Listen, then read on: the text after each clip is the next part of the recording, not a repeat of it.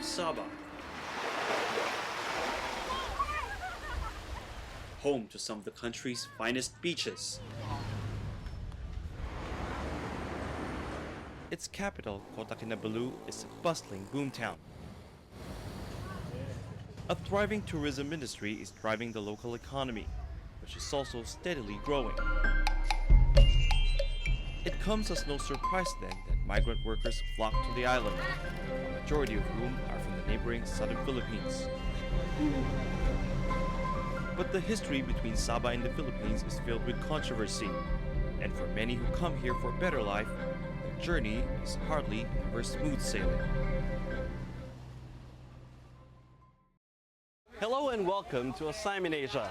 I'm Barnaby reporting this week from Malaysia, one of the most ethnically and culturally diverse countries in Southeast Asia. The majority of the people here are Malay, but there's also a sizable Chinese and Indian population. Here in the eastern state of Sabah, though, nearly a third of the population is Filipino, many of whom are illegal migrants. They speak Malay and they look Malay, but this market at the heart of Kota Kinabalu isn't called the Filipino market for nothing. It's literally where the city's Filipino population converges. A fraction of it, that is, because those living and working illegally barely see beyond the confines of their workplace. Kung sa akin, pag mahirap talaga pag illegal ka kasi kahit bumili ng pagkain, parang nawawalaan ka ng ganyan talaga. Parang nawawalaan ka ng pera sa pasikot-sikot, hinahanap mo kung saan ka pupunta. Lalo na pag may makita ka pulis, nagtatago ka pa. Yung bibilhin mo, hindi mo na mabili. Kasi natatakot ka na. 24-year-old Darwisa Mibahar, or Sam, has been going in and out of Sabah for the past 12 years, working in palm oil plantations and most recently in construction. It's a job not many women would take, but Sam says as an illegal migrant, she had very little choice. Mahirap talaga maghanap ng trabaho. Bago kararating ko lang, 4 na buwan, hindi pa ako nakapagtrabaho. Sabi ng kaibigan ko, maghintay ka lang, malapit na tayo magkakatrabaho. Sabi ko, kailan ba? Kasi naiinip na ako dito sa bahay lang. Halos kumakain lang, kain tulog, walang dumarating na pera. Kahit pabili ng damit, wala. Nearly all the workers here are from the Philippines, and like Sam, most are undocumented. While filming, we saw at least a couple of underage workers. And Sam definitely wasn't the only woman. Mabigat nga, sobrang bigat. Pero kapag may asawa ka na, may anak ka na, hindi ba kailangan mo may pera ka? Pamuhay yung mga anak namin yon. Tapos, kahit nga mabigat, sisipagin namin din, susubukan namin. 25-year-old Sarah Lynn is Sam's best friend. She moved to Sabah with her family when she was just 7. Sarah considers it her second home. And yet, she and her 4 children remain undocumented and uneducated. Hindi siya pwedeng mag-aral dito. Sabi yung mga immigration at saka police, sabi niya, kapag gusto mo, sabi niya sa akin, umuwi ka na lang sa Pinas, sabi niya sa akin. Doon na paaral mo yung mga anak mo. Kapag dito hindi yan, sabi niya, hindi yan matanggap namin. Sabi niya kasi walang IC. Sarah's daughter is sick. They tell her it looks like symptoms of polio. But with no access to free healthcare and unable to afford private healthcare, she can't get a doctor to give an official diagnosis and get the proper treatment.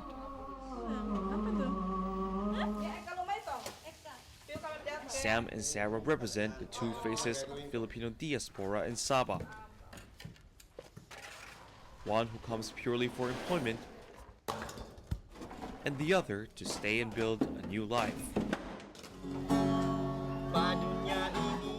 And as more and more illegal migrants settle in Sabah, more and more children here are growing up with little or no social and government support. I don't understand the rationale of the policy. I do believe that they should be given opportunity to, especially children, they should be given opportunity to really develop their potential, their maximum potential.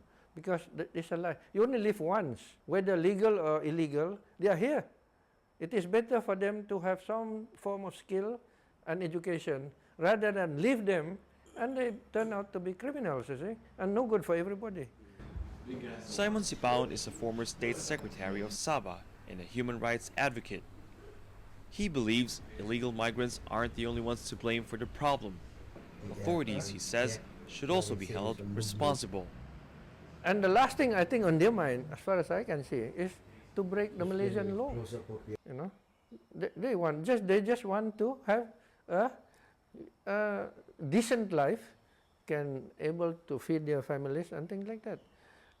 But the question that genuine Sabahan asked is, why are these people allowed to come in and out and move around with impunity? That question came into the spotlight in 2013 when a group of armed men and women from the southern Philippines took over a village in Lahad Datu and engaged in a month-long standoff with Malaysian forces. They claimed to be followers of Jamalul Kiram III, a self-proclaimed heir to the sultans who once ruled the kingdom that included Sabah. Now they say they want their land back. There was considerable bloodshed. Dozens of people were killed in the fighting. And while the situation appears to be stable now, documented Filipinos here in Sabah fear they might suffer much of the backlash. In the months following the siege, a crisis committee organized by the Philippine government estimated that more than 7,000 Filipinos fled Sabah. And now, both Sam and Sarah are seriously considering a journey back to the southern Philippines. Talagang gusto ko pumunta dito kasi gusto ko yung kunin yung kapatid ko dito. Sabi nila gusto nila umuwi. Kung may trabaho ka dito at saka may IC ka at passport, okay dito. Pero pag wala, mas okay doon sa Pilipinas. Kasi doon, kahit wala kang passport, nakakakain ka. Kahit wala kang pera, pwede kang kumain ng saging o kaya iba-iba na yung makukuha mo. But it's taken more than a year of hard work. Saving up has been a huge struggle for Sam. Patingin magkano sa dito?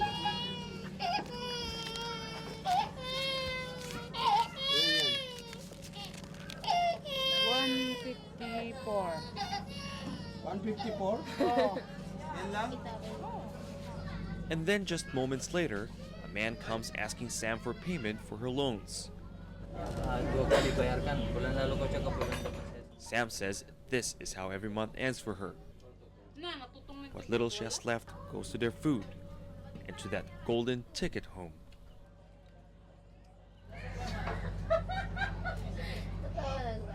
But with sheer determination, Sam has been able to save enough to take her brothers, who practically grew up in Sabah, back to the Philippines. But Sam will have to leave Sarah behind. Naisip din, gusto ko nga kung gusto niya sumama na sa akin, kung may pera lang ako, sabi ko sa kanya na para hindi Sabi na niya sa akin, tayo, libre kita kapag may pera ako. pwede na magsabay na lang tayo, pauwi. Sabi niya, mahirap kasi may anak ako. Harder, but not impossible. Sarah isn't giving up hope. And Sam says she looks forward to seeing Sarah again back home.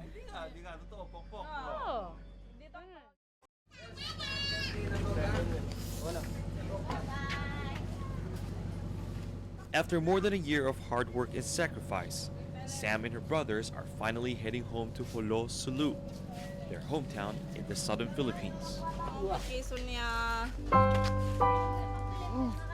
And as Sam and Sarah bade each other farewell, it's clear that their friendship will not end here.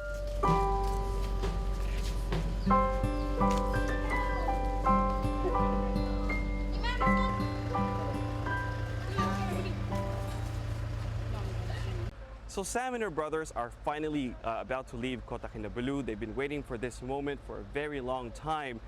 Their next stop right now is Sandakan, which is about 6 or 7 hours drive from Kota Kinabalu. But they're saying that these 6-7 hours are going to be very unpredictable precisely because they are illegal migrants. There is still very much that fear that they're going to get arrested. But they're saying that they're willing to take this risk because they've decided that they want to go back home to southern Philippines.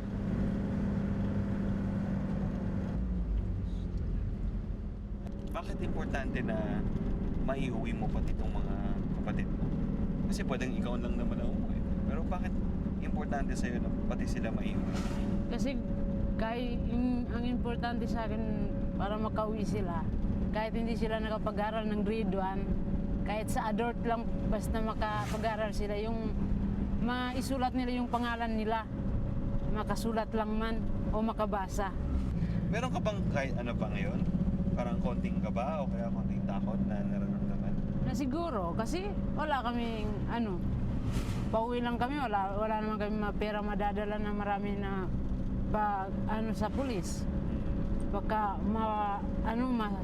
matsempuan pa kami sa daan na.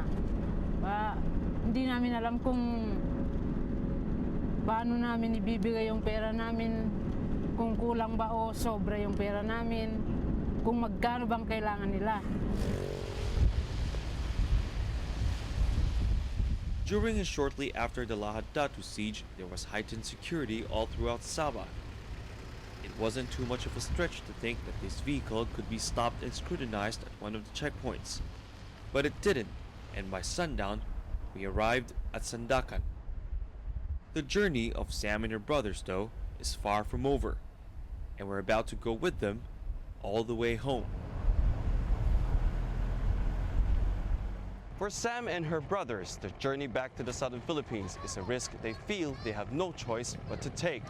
Their only chance to rebuild their lives, even though the journey alone could cost them just that.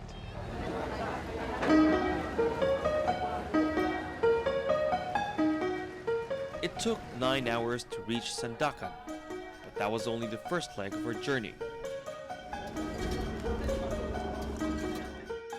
From the fish port, we'll need to take a small motorboat to get to what is known in the southern Philippines as lancha, a small to mid-sized cargo boat.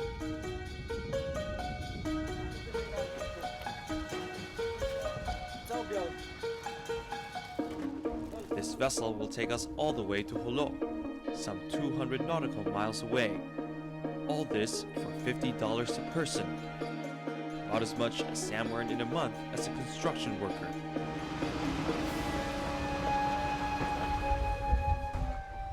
This was the only option for illegal migrants wanting to travel back to the southern Philippines then.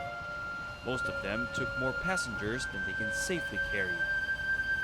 It's a risk many were willing to take as authorities cracked down on those involved in the invasion of Lahad Datu. I think for the sake of Sabah, it's a good development. Because a lot of Sabahan, not that they are not welcoming these people, but they like to see these people going back, deported to their country of origin, and if they want to come back, please come back through the proper channel, a proper document. As night falls, the ship slowly moves away from Sandakan. Its captain having decided it's safe enough to not be spotted by the Malaysian Coast Guard. Most of the women and children settle on the top deck. Sam and her brothers are left with the platform directly above the hull. So we've been sailing for about an hour now, and we were told that we're just about to cross the border between Malaysia and the Philippines. That's how close Sabah is to southern Philippines, although there's still a long way to go before we reach our final destination, which is Jolo in Sulu province. Now, this is more or less the same route that Sam took going to Sabah, and it's more or less the same route that many other Filipinos have taken going to Sabah.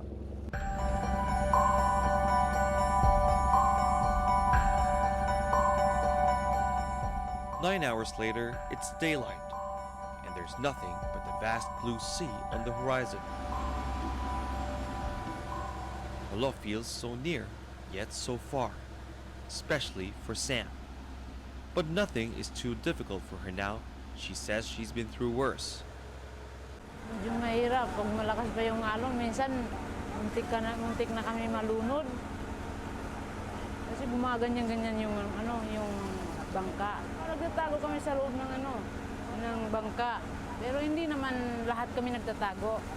Yung iba nasa labas, yung iba naman pag masyadong marami na, tinatago na yung yung may-ari. Yung ganito lang, tinatabunan kami ng ganito. Para isipin nila na bagahe lang kami, hindi tao. Not that Sam has always gotten away. 9 years ago, when she was 15, she was arrested and jailed in Malaysia. Oo, kahit ngayong kapatid ko yan, bata pa yan. Ganun pa siguro kaliit. Nakulong? Oo. Yung bunso namin, hindi pa nga makalakad. Nakulong? Oo. 5 kami nakulong na anak ng nanay ko. 5 kami magkakapatid sa loob ng kulungan. Medyo mahirap kasi pag walang dumadalaw sa'yo. Kasi mahirap yung yung pagkain konti lang, ganun lang. Lihit yung, hindi ka ba magugusob yung pagkain? And it wasn't just Sam. On the boat, we met Noy and Taiba Ajaray, a couple who also lived and worked illegally in Kota Kinabalu. Like Sam, Noy had been going in and out of Sabah for years and had also been jailed by Malaysian authorities. Nahuli ako 1998, yung binugbog kami. Marami kaming binugbog, mga 20. Binugbog kami lahat ng pulis. Araw-araw? Araw-araw ganun. Ano ko ba? Mga 2 linggo, bugbog sarado kami. Both Sam and Noy are aware that what they were doing was illegal and that they'd be jailed if they were caught. And yet, they kept pushing their luck.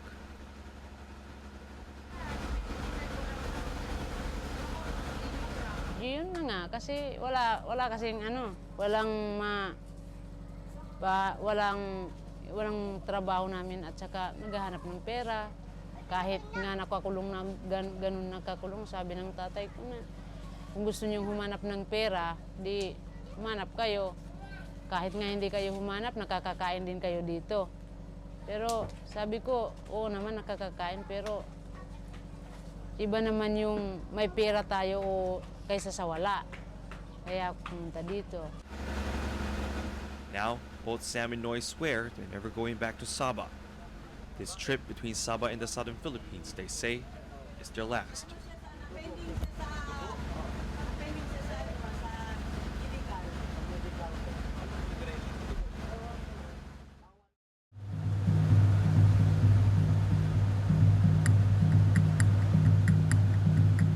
The sun sets yet again. By now, we've been sailing for almost 24 hours. Already a few hours over the estimated travel time. Still, Jolo is nowhere in sight. Despite the long journey, Sam isn't complaining. Patience was a small price to pay for being able to finally come home. Papunta na sa Jolo. Wala na kayong problema kung nakarating kayo ng Wala na talaga. Hindi na ako magpo-problema pa kung ano pa yun. Basta ang importante makarating na. Pag doon na kami sa amin, kahit walang trabaho, medyo magaan naman yung pakiramdam. Hindi naman tulad ng doon sa Malaysia.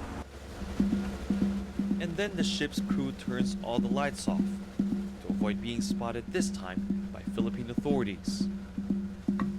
But from a distance, lights were glowing. After sailing for 2 nights and a day, it appears we were finally approaching Sam's hometown, Jolo.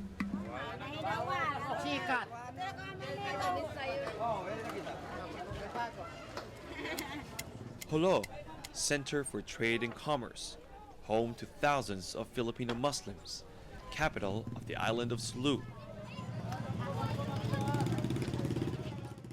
Sulu is one of the most resource-rich provinces in the Philippines, but it's also one of the poorest.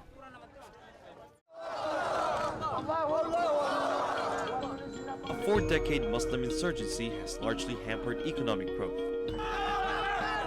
Sulu has also gained a reputation as the stronghold of the Al-Qaeda-linked Abu Sayyaf group.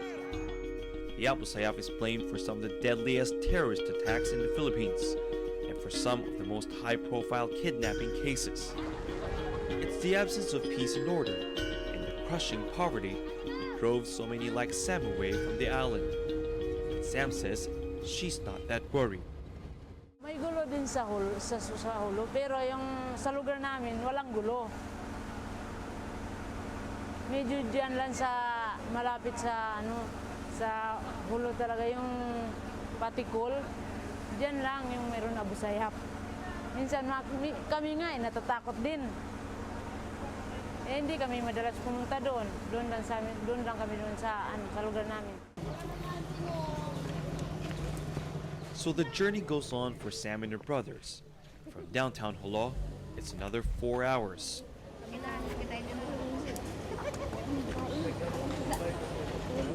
And as we inch closer and closer, the poverty they're about to come home to becomes more and more apparent. Plano mo para sa future? Anong gagawin mo dun sa Sulu? Paano kayo mabubuhay, kumbaga? Pag-iisipan na lang kung kang makapag-abroad ulit, mag-abroad. Kung hindi, siguro magtrabaho na lang sa probinsya. Maggawa ng ng buko. Yun na lang. Sa Sulu? Oo. Okay na yun sa'yo? Okay na, basta mabuhay lang maayos. Hindi nahihirapan, okay na. There could be enough to get by, with the sea and the trees and small plantations. But there's little, if any, social and economic development here. For Sam and her brothers, though, there's family. And after traveling for a total of 75 hours, they're finally home.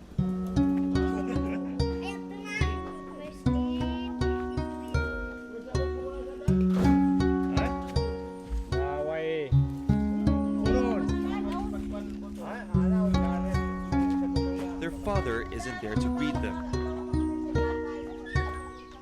It's not long before he arrives.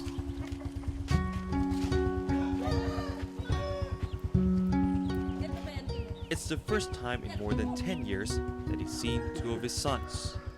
This should be a defining moment for the family, but there is a rift that Sam says she hasn't been able to fix. Gusto kong mabuo ulit sila.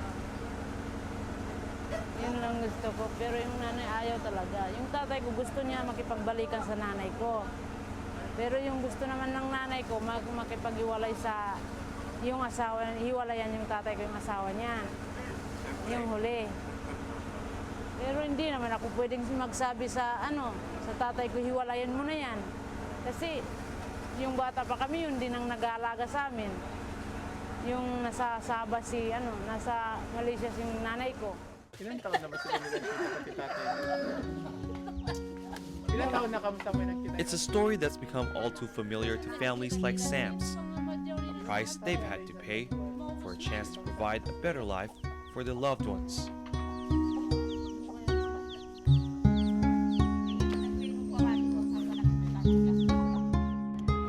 The saying goes that home is where the heart is.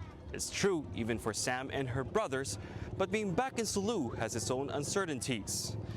Terrorism, insurgency, poverty.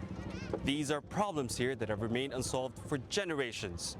And there are few signs right now, if any, that things are going to change for the better anytime soon.